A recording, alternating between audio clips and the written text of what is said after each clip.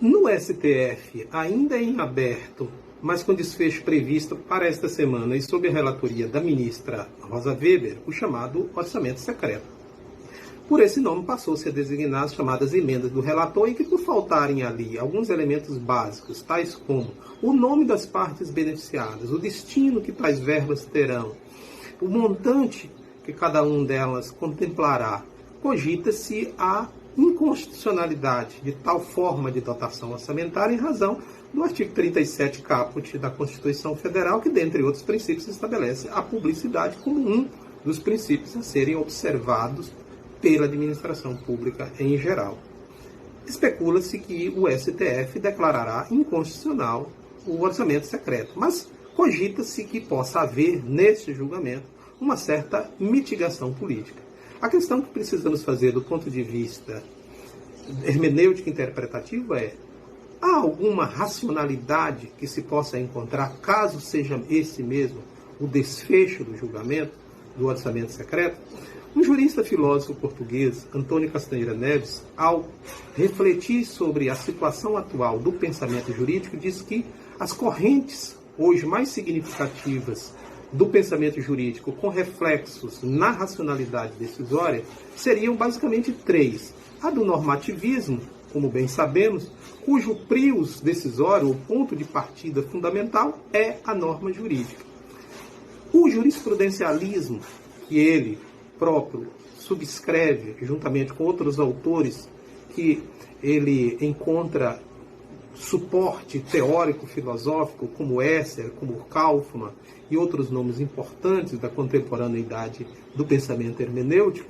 o jurisprudencialismo, cujo ponto de partida para a formação do juízo decisório é aquilo que nós chamamos de uma racionalidade sistema-problema, em que o ponto de partida é fundamentalmente o caso julgado. E um terceiro, o funcionalismo. Um funcionalismo cuja racionalidade obedece basicamente às consequências ou os efeitos das decisões. Esse funcionalismo, que teríamos um funcionalismo sistêmico de Luhmann, um funcionalismo social, tanto da análise econômica do direito como da engenharia social,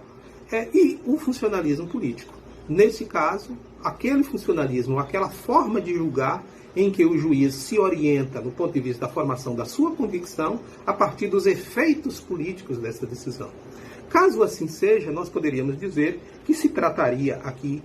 de um caso em que a racionalidade decisória não estaria de toda afastada, mas teria uma especificidade de se tratar de uma racionalidade política, e não propriamente jurídica, tal e qual nós poderíamos assim dizer. E no caso diríamos um funcionalismo político sui generis, ao modo do Supremo Tribunal Federal, como bem sabemos, não é um tribunal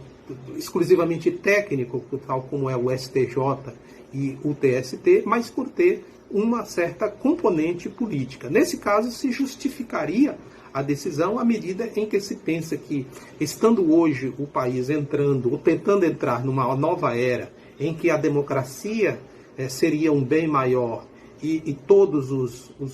poderes da República, os órgãos do poder da República estariam interessados em reduzir o conflito e aumentar os níveis de tranquilidade, inclusive para o julgamento, para que o Supremo Tribunal Federal se ocupe de verdadeiros casos em que se importam à nação o julgamento, essa mitigação poderia representar uma forma de tranquilizar as instituições